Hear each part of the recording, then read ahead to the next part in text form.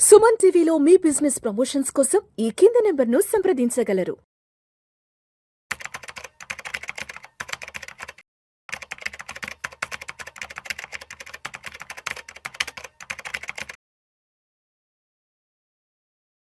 నమస్తే, welcome to Vishnu talks. నేను విష్ణు. ప్రస్తుతం నాతో పాటు certified financial planner and certified wealth manager Madhavi Reddy గారు ఉన్నారు. మేడం గారితో మాట్లాడదాం. నమస్తే మాధవిరెడ్డి గారు. నమస్తే అండి. Welcome to Vishnu talks. Thank you. So Madhavi Reddy గారు, మామూలుగా అందరికీ ఒక స్టాక్ ని టెక్నికల్ గా ఎలా అనలైజ్ చేయాలి, ఫండమెంటల్ గా ఎలా అర్థం చేసుకోవాలి, ఎంతవరకు అర్థం చేసుకోవాలని అందరికీ తెలుసు. అందరం రెగ్యులర్ చేసేది ఈ పని అంతా. కానీ ఒక మ్యూచువల్ ఫండ్ ని టెక్నికల్ గా ఎలా అనలైజ్ చేసుకోవాలి, ఎలా అర్థం చేసుకోవాలి, తప్పనిసరిగా ఎటువంటి టెక్నికల్ ఆస్పెక్ట్స్ ని మైండ్ లో ఉంచుకోవాలి. ట్రూ అండి. అంటే ఇప్పటి వరకు చాలా వీడియోస్ మనం మ్యూచువల్ ఫండ్ సెలెక్షన్స్ గురించి చాలా మంది వాళ్ళు వినే ఉంటారు, చూసే ఉంటారు, నేను కూడా చెప్పే ఉంటాను. ఎలా మనం చెప్తామంటే ఫస్ట్ లాంగ్ టర్మ్ గా ఉంటేనే మ్యూచువల్ ఫండ్ కి రావాలి, ఒక 5 to 7 years రేంజ్ లో రావాలి. ఆ తర్వాత దాన్ని బట్టి మీకు హైబ్రిడ్ మీరు సెలెక్ట్ చేసుకోవచ్చు, లేదు ఈక్విటీ డైవర్సిఫైడ్ అయినా సెలెక్ట్ చేసుకోవచ్చు లాంగ్ టర్మ్ కి, లేదు హైబ్రిడ్ కాంబినేషన్ తో సెలెక్ట్ చేసుకోవచ్చు. మళ్ళీ ఈక్విటీలో మిడ్ అండ్ లార్జ్ క్యాప్స్ ఉంటాయని చెప్పాం. బట్ ఈ రోజు ఏంటంటే ఈ వీడియోలో ఇంకొంచెం డెప్త్ గా వెళ్దామని అనుకుంటున్నాం అండి. లైక్ రిస్క్ మ్యాట్రిక్స్ అంటారు. రిస్క్ మ్యాట్రిక్స్ అంటే మనం మ్యూచువల్ ఫండ్స్ లో ఎనలైజ్ చేసేటప్పుడు ఈ వర్డ్స్ ని ఇంకొంచెం డెప్త్ గా అండర్స్టాండ్ చేసుకోవాలండి. ఇప్పటికే చాలా ఇయర్స్ నుంచి మ్యూచువల్ ఫండ్స్ లో ఉన్నారు. సో ఇంతకు మించి ఇన్ఫర్మేషన్ అనేది వాళ్ళకి తప్పకుండా అవసరం. ఫస్ట్ అందులో చూడాల్సింది స్టాండర్డ్ డీవియేషన్. స్టాండర్డ్ డీవియేషన్ అంటే వాల్టిలిటీ. అంటే ఒక్కసారిగా అంటే ఒక ఇయర్ మంచి రిటర్న్స్ వచ్చాయి, ఒక ఇయర్ చాలా నెగిటివ్ గా వెళ్ళింది అంటే ఒక యావరేజ్ గా మనం 12% 15% అని వెళ్ళినా ఏదైనా మ్యూచువల్ ఫండ్ ఒక 5 years నుంచి ఒక్కసారిగా 40% రిటర్న్ ఇవ్వడం, లేకపోతే ఇంకొక నెక్స్ట్ ఇయర్ చూడగానే అది ఒక్కసారిగా డ్రాప్ అయ్యి సింగిల్ డిజిట్కి వచ్చేయడం, ఈ విధంగా అంటే అటు యావరేజ్ 12-15 అన్నప్పుడు డిఫరెన్స్ చూడండి.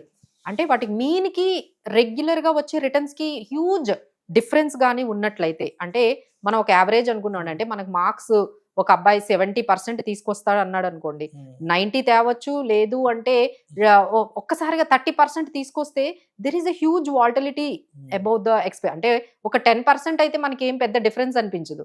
బట్ ఎప్పుడైతే ఆ మీన్ కి ఆ ఎక్స్పెక్టేషన్ కి డిఫరెన్స్ ఎక్కువైపోతే దాన్ని వాల్టిలిటీ అంటాం. సో ఈ వాల్టిలిటీ ఎంత ఎక్కువ ఉంది అంటే అంత రిస్క్ ఎక్కువ. సో మీకు రిస్క్ వద్దు అనుకుంటే స్టాండర్డ్ డీవియేషన్ తక్కువ ఉన్న మ్యూచువల్ ఫండ్స్ ని సెలెక్ట్ చేసుకోవాలి. ఇది గుర్తుపెట్టుకోండి. స్టాండర్డ్ డీవియేషన్ మీరు ఏదైనా ఒక పర్టికులర్ స్కీమ్ అనుకుంటే మీకు ఇప్పుడు చాలా మనకి అవైలబుల్గా స్క్రీనర్ అని చాలా మనకి అవైలబుల్గా ఉంది ఇన్ఫర్మేషన్. వాటి వాల్టిలిటీ స్టాండర్డ్ డీవియేషన్ అంతా చూడండి, తక్కువ ఉంటే మంచిదండి. తర్వాత నెక్స్ట్ ఏంటంటే షార్ప్ రేషియో. అసలు షార్ప్ రేషియో అంటే ఏంటంటే రిస్క్ అడ్జస్టెడ్ రిటర్న్. అసలు మన మ్యూచువల్ ఫండ్స్ లో ఎంత రిటర్న్స్ వస్తే మీకు ఓకే అండి? మీకైతే ఎంత ఎక్స్పెక్టేషన్ ఉంది మ్యూచువల్ ఫండ్స్ లో? అంటే మామూలుగా మనకి మాట్లాడుకోవాల్సింది 12 to 15 మాక్సిమం, ఒక 22-23 వరకు కూడా ఇస్తున్నాయి. 6% ఇస్తే మీరు వెళ్తారా? సమస్య లేదు, ఎందుకంటే దట్ ఈస్ అది ఇన్ఫ్లేషన్ కి కూడా సరిపోదు కదా. ఇన్ఫ్లేషన్ కాదు, అసలు బ్యాంక్ లో ఎటువంటి రిస్క్ లేకుండా మీకు 7-6 ఇస్తున్నప్పుడు ఇక్కడ రిస్క్ తీసుకొని 7-6 కి ఎందుకు అడ్జస్ట్ అవుతారు? అవసరం లేదు. దాన్నే రిస్క్ అడ్జస్టెడ్ రిటర్న్ అంటారు అనమాట. అంటే మీరు తీసుకున్న రిస్క్ ని కాంపన్సేట్ చేయాలి కదా. మీరు తీసుకున్న రిస్క్ ని అసలు రిస్క్ లేకుండానే మీకు 6-7 వస్తుందంటే రిస్క్ తీసుకుంటే అట్లీస్ట్ ఆ 4-5% ఎక్స్ట్రా మీకు బెనిఫిట్ రావాలి. సో దీన్నే మనము risk adjusted return sharp ratio అంటామండి.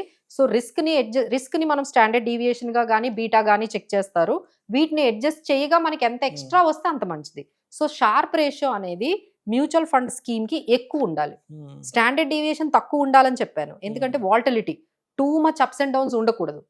సెకండ్ది ఏమని చెప్పాము, మనకి రిస్క్ అడ్జస్టెడ్ రిటర్న్ అయిన షార్ప్ రేషియో ఎక్కువ ఉండాలి అని చెప్పాను. మీరు ఏదైనా స్కీమ్ సెలెక్ట్ చేసుకుంటే షార్ప్ రేషియో డెఫినెట్గా ఎక్కువ ఉన్నదాన్ని మీరు సెలెక్ట్ చేసుకోండి. So that it will give better returns అండి. తర్వాత బీటా అంటామండి. బీటా అంటే ఏంటంటే మార్కెట్ బీటా 1 అనుకోండి, ఇప్పుడు 2 ఉన్న బీటా మీరు తీసుకున్నారు అనుకోండి, మార్కెట్ కన్నా ఎక్కువ రిస్క్ వెళ్ళిపోతున్నారు.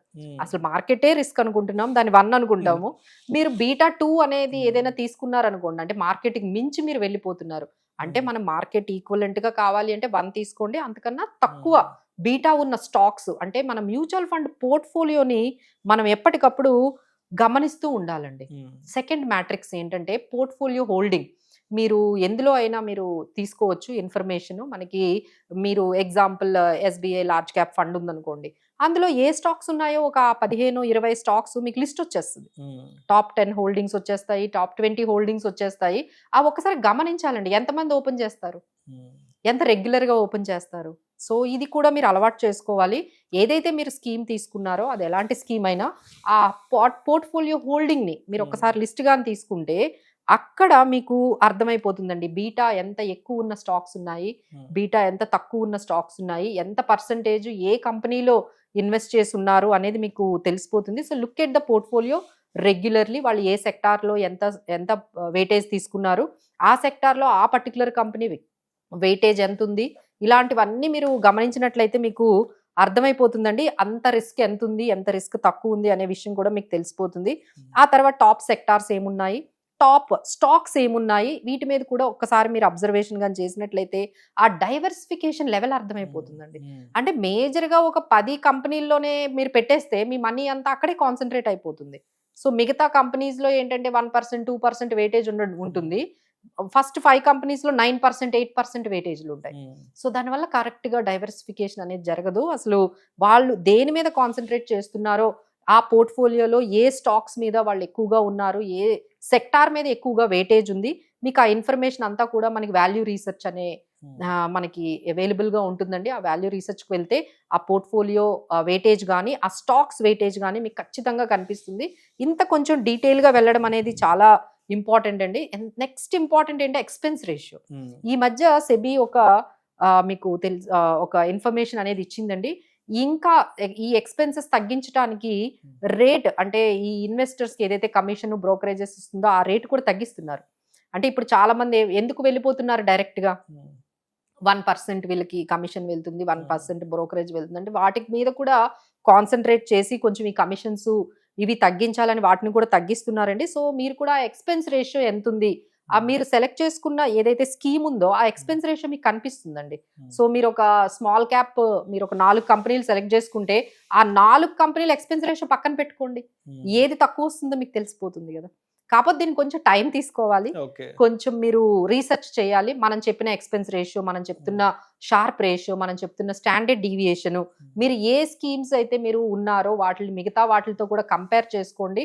ఆ పీర్ కంపారిజన్ చేయడం వల్ల అదే కేటగిరీలో కంపేర్ చేస్తే చాలా మందికి ఏంటంటే కన్ఫ్యూజన్ అనమాట. Bandhan bank, SBI, Bandhan bank small cap తీసుకోవాలా, యాక్సిస్ స్మాల్ క్యాప్ తీసుకోవాలా, లేకపోతే క్వాంట్ స్మాల్ క్యాప్ తీసుకోవాలా, ఇలా చాలా మంది మమ్మల్ని, మా క్లయింట్స్ కూడా అడుగుతూ ఉంటారండి. మేము పెట్టిన తర్వాత మేడం మాకు ఎవరో చెప్పారండి, మేడం మీరు యాక్సిస్ స్మాల్ క్యాప్ పెట్టండి, బంధన్ బ్యాంక్ వద్దండి, లేదు బంధన్ బ్యాంక్ తీసుకోండి యాక్సిస్ వద్దు అని ఇట్లా మాకు చెప్తూ ఉంటారనమాట. Clients use to give that. అవన్నీ ఏంటంటే they have heard somewhere else. ఏది బాగుంటుంది, ఇలాంటి కన్ఫ్యూజన్స్ అన్ని లేకుండా ఉండాలంటే మేము చెప్పిన ఈ అనలిటిక్స్ కానీ, ఈ మ్యాట్రిక్స్ కానీ, మీరు కానీ ఈ రిస్క్ మ్యాట్రిక్స్ని కానీ మీరు చూసుకున్నట్లయితే డెఫినెట్గా మీకే అర్థమైపోతుంది ఎంత బాగా మీ ఫండ్, ఎంత బాగా మీ ఫైనాన్షియల్ అడ్వైజర్ మీకు మంచి స్కీమ్ సెలెక్ట్ చేసి తెచ్చారో లేదో మీకు కూడా తెలియాలి కదా. ఒకసారి మ్యాట్రిక్స్ని అయితే మీరు సెలెక్ట్ చేసుకోండి, తెలిసిపోతుంది. అలానే మనకి క్యాపిటల్ గెయిన్స్ కూడా ఒకసారి ఎల్టీసీజీ అంటే long term capital gains, short term capital gains కూడా ఒకసారి ఎంత పడుతుందో అనే దాని మీద కూడా మనము అబ్జర్వ్ చేయడం అనేది చేయాలండి. అలానే ఎప్పుడైనా ఆ కంపెనీస్కి ఆ ఫండ్ మేనేజర్ చేంజెస్ ఏమైనా అవుతున్నాయా, పెనాల్టీస్ ఏమైనా పడుతూ ఉన్నాయా, ఫండ్ బేస్డ్ ప్రకారం ఆ ఫండ్ హౌస్ ఎలాంటిది, ఏం చేస్తుంది అనేది కూడా ఒకసారి తీసుకోండి. దీనివల్ల ఎందుకంటే ఒక్కొక్కటి మనం స్కీమ్ తీసుకుంటే 10 years ఉన్న వాళ్ళు కూడా ఉన్నారండి. 10 years ఉంటారు, 15 years ఉంటారు, but they never see this kind of analysis. ఎందుకంటే over the period of time maybe మీరు సెలెక్ట్ చేసుకునేటప్పుడు అది బెస్ట్ అయి ఉండొచ్చు, but over the period of time there many changes might come. Expenses రేషియోలో కానీ, ఈ రిస్క్ మ్యాట్రిక్స్లో కానీ చాలా చేంజెస్ వచ్చి ఉండొచ్చండి. ఒక్కసారి అయితే కొంచెం టెక్నికల్గా వెళ్ళి ఫండ్ని అనలైజ్ చేసుకుంటే we can make more money and more wealth. Thank you so much Madhureddy గారు. Thank you.